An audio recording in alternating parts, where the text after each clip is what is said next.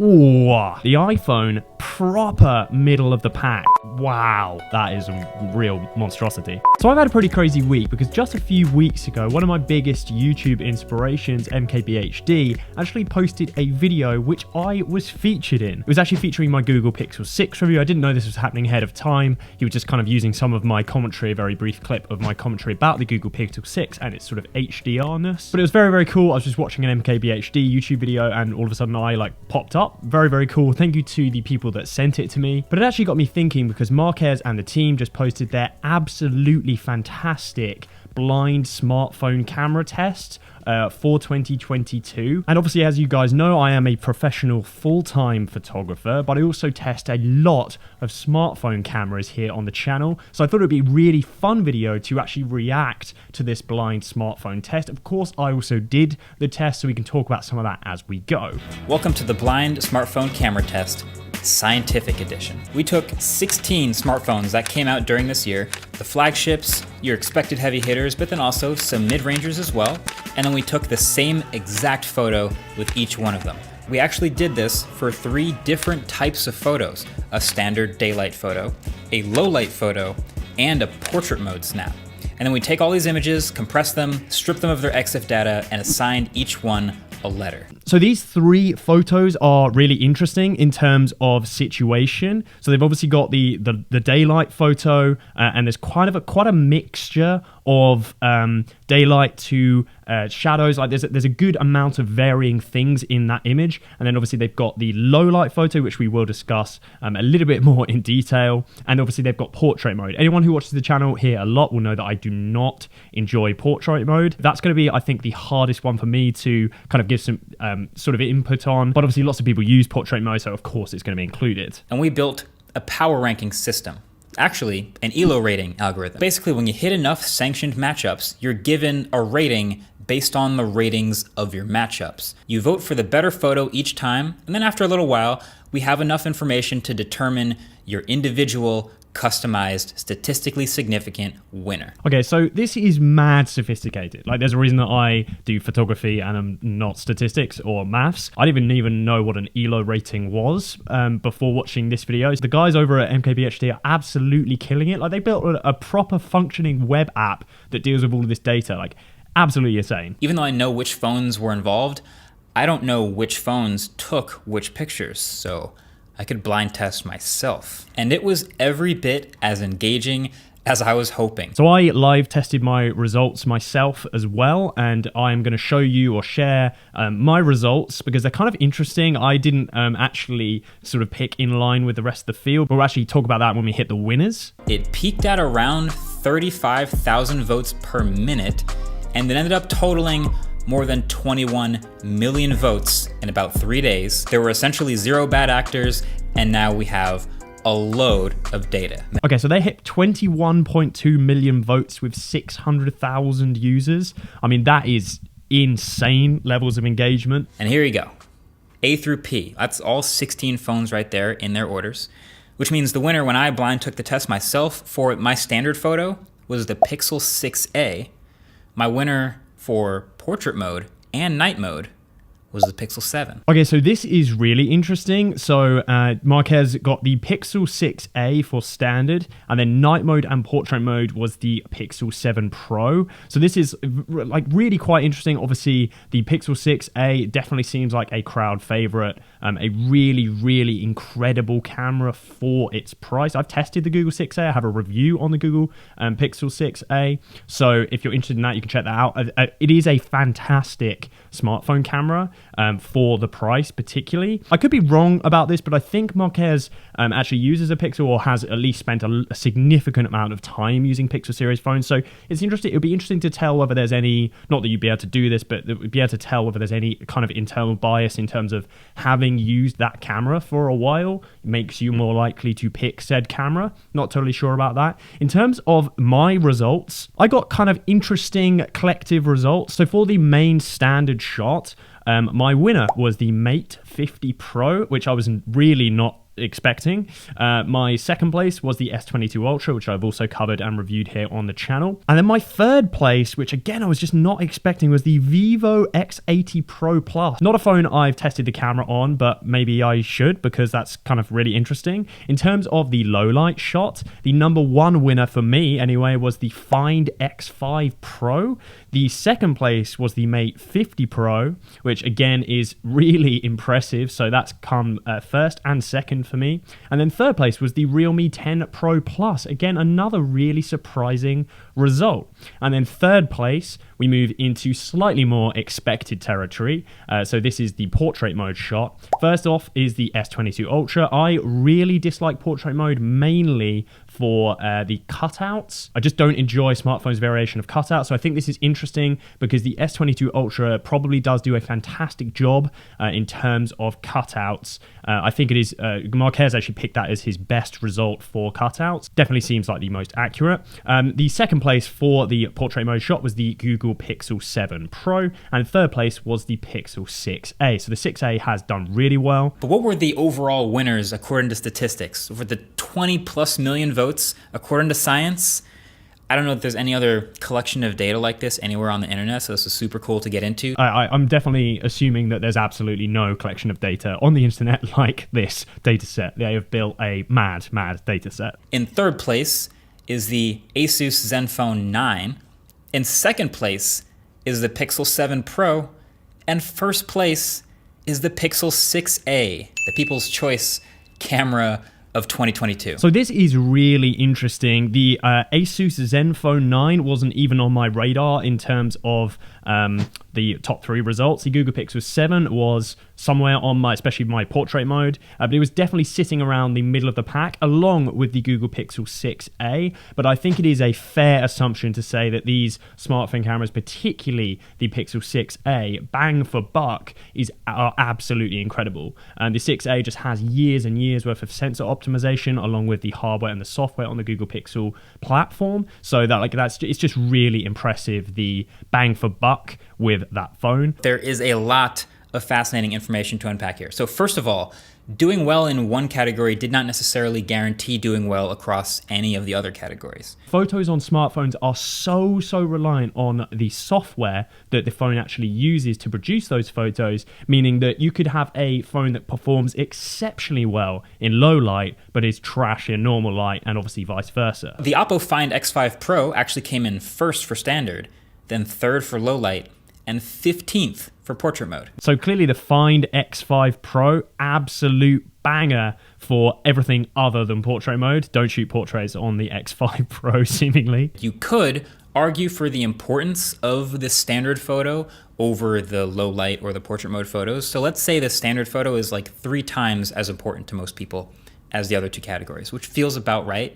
With that weighted importance on standard photos, then the Oppo Find X5 Pro becomes the overall winner, which is interesting. I do think this is interesting in terms of just how in the detail these guys are getting. Obviously, it seems like Marquez is a massive stat head, which obviously wouldn't be super surprising given his YouTube success, because he's probably in the weeds of his YouTube channel, understanding the data. But like, it's just fascinating to hear him talk about like the weighting, the statistical weighting of each phone in each shot. It's crazy. And in case you're wondering where the iPhone was in all this, the iPhone 14 Pro tested in 6th place, 10th place, and 5th place. Ooh, so the iPhone, proper middle of the pack.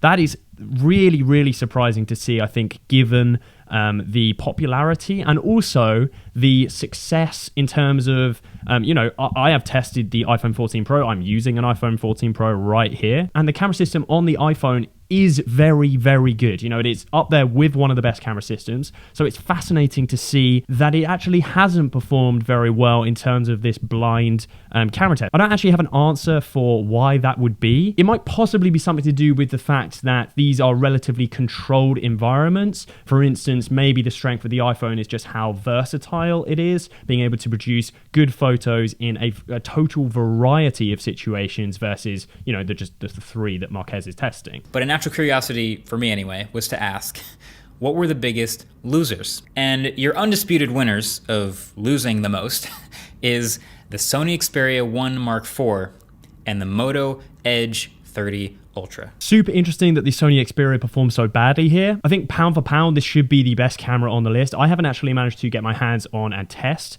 the Sony Xperia. Except I have heard fantastic things in terms of manual control. Despite its world-class sensor and extremely advanced apps, when in full auto like the rest of these phones, did not produce good pictures and ended up with the lowest average ELO rating across all 3 categories. I think Marquez has sort of explained this well here. It seems like that camera is best placed when you are taking some form of manual control. I know that, for instance, James Matthews produced an incredibly shot video on that Sony Xperia phone, and that kind of wouldn't be achievable, or at least it would be achievable, but it probably wouldn't be quite as beautiful looking if that was shot on iPhone. It really is a strong performer with a fantastic sensor, so it's, again, super interesting to see it perform so badly here. Votes per dollar. Which one was performing the best relative to its price? And the 2 winners for votes per dollar, by far, are the Pixel 6a, no surprise, over 4,200 votes per dollar, and the Realme 10 Pro Plus also sneaks in there. Sneaky good camera phone for $379. Okay, so this is an interesting list in terms of votes per dollar. Seemingly, like the Google Pixel 8, absolutely unbelievable value for money. Especially, I believe the price has actually been dropped slightly now on the 6a. So if you are in the water as to what phone to get, if you're on a budget, the 6a is just an absolute world-class phone in terms of choice. Like, the experience is very good in terms of just general phone performance, and also they have not skimped on the camera. Years of optimization, absolutely winning on that one. Interesting to see the Realme 10 Pro Plus also do very well, and particularly interesting to see the iPhone SE kind of getting, a bit stomped and a bit middling here. And then the obvious losers again are the $900 Moto Edge and the $1,600 Sony Xperia 1 4. I cannot believe the Sony Xperia is $1,600. That is insanely expensive, I think, regardless if you have your, crazy 10-inch sensor or whatever it is. 2, I had to look through the text files and find the biggest dunk, just the biggest overall matchup discrepancy between 2 phones in any category. Portrait mode, Pixel 7 Pro versus Sony Xperia 1 Mark IV, with the Pixel winning 98% of the votes here. So to the 1,523 of you that voted for the Sony here, not sure what you saw that the rest of us didn't. This is interesting. I can't actually believe that 1,500 people went for that choice on the right. Like, that is not a good photo. The colors are completely off. It's fully overexposed. The focal range isn't as nice. It kind of looks slightly pink, like it's got a slightly pink wash to it. Love the example of how badly stomped it got, but yeah, fully with Marquez here. That's a strange number of people voting for that photo. This is all the standard mode photos in order. The 3 darkest photos are the 3 biggest losers, but right above that is 3 of the absolute brightest photos. Like, these were just overexposed straight up. Matter of fact, it looks like we kind of got this order of great photos, then too bright, then too dark. I think this makes a lot of sense. As someone who produces photos for a living, underexposure is probably the worst trait. I think you can mostly save overexposed images. You have a more of a chance to sort of dim things or play around with them in post. Underexposure, if assuming you're not shooting slightly underexposed with the intention of boosting a file up, that is often a technique that is used by photographers to boost RAW. You shoot RAW and boost those shadows up slightly. If you happen to be shooting JPEG, definitely aim to shoot kind of correct exposure or ever so slightly overexposed. Underexposure is like a cardinal sin here. With night mode all together and in order, you can kind of see a bit of the same thing. So the most neutral, correct exposure is generally 1 if they were sharp. This time there's about 4 good exposures: Vivo X80 Pro, Pixel 6a, Oppo Find X5 Pro, and Pixel 7 Pro. This test was super interesting. The low light shots here, I think overwhelmingly, this was a big L for smartphone photo cameras. I was really unimpressed with a lot of the photos on this list. I think there's a few things happening. First of all is shooting people with darker skin tones can be a real challenge for smartphone cameras. In my experience, I think they actually just do struggle more than white skin. I think a lot of the tones on Marquez's face ended up kind of coming out a lot of purple, a lot of greens. I really wasn't particularly impressed with the night mode shots here. There's not a lot of movement in this frame, which means that the night mode, strictly speaking, should be able to capture a slightly better exposure. It's not like you're shooting somebody that's moving fast through the scene, which obviously is going to be a massive challenge for a smartphone shot. I think a lot of the time as well, you ended up getting really muddy skin tones and skin detail. There's a lot of blurry or out of focus shots here. I think that's a fair point from Marques. Like the S22 Ultra captured some rather questionable blurry skin detail. So yeah, kind of some really weird mixed results from this test. The Moto Edge Plus, as I mentioned, kicked out maybe the most over-sharpened photo the world has ever seen. That is a real shocker. Like, wow. That is, I mean, Marques says that one of the most over-sharpened photos I've ever seen. I fully agree with that. That is a real monstrosity. Then in portrait mode, not only are we judging things that we normally would about a photo, like sharpness, color, exposure, etc., but we are also now adding cutout quality and artificially blurred background quality. And every phone uses a slightly different focal length for their portrait mode by default. The focal lengths were really weird, like seeing the variety of focal lengths. The fact that some of these phones are using digital focal lengths is very weird. Obviously that some of them just like the framing looks off, but some of them are using optical focal lengths, which obviously actually changes the shape and dimension of Marques's face for the shot. There is a lot of variation in these images. The Pixel 7 Pro absolutely dominated portrait mode. But guess what? The Pixel 6a was in second, and the Realme 10 Pro Plus snuck in there in third, right above what I consider the best cutout of the entire competition, which came from this Galaxy S22 Ultra. This is really interesting. The S22 Ultra was not in the top 3 here, and it was my winner for this category. The Pixel 7 and the 6a doing a really fantastic job. They've had a long time to sort of get their sensor pretty optimized for good portrait mode shots. The S22 Ultra seemingly had the best cutout performance, and I think that's why it ended up being my winner, because that's, for instance, one of the reasons I really dislike portrait mode is you just will end up with like hairs out of focus when they shouldn't be, that type of thing. It's trying to copy optical performance, and as someone who works with high resolution cameras day in, day out, I can really tell and spot a mile off. The 3 worst photos that got the fewest votes by far were also by far the brightest photos. So see, it turns out you can overdo the brightness. That shot on the left, I'm not actually sure what phone took that, but that's fully like clipped. A lot of those lights in the background are fully clipping out, and that is not a good shot. I will say congrats to the Pixel 6a on the People's Choice Award, so to speak. And you know what? We're going to leave up the voting website till, let's say, through the end of this year. If you haven't voted, I would thoroughly recommend you checking out and going through this process. It was absolutely fascinating. A huge congratulations to the MKBHD team for all of the hard work that they put into this being such a massive success. I found this super interesting as someone who works with smartphone cameras a lot. It is really interesting to see that, for instance, like the iPhone camera, not that successful throughout the duration of this test and comparison. Seemingly the iPhone camera is sort of struggling with general performance when ranked against other phones, but stands particularly well on its own, which is a strange combination. Maybe it's something to do with the recent software that Apple have added, and if you're interested in watching a video of me breaking down the iPhone 14 Pro versus the iPhone 6s, and the results may surprise you, you can check that out here.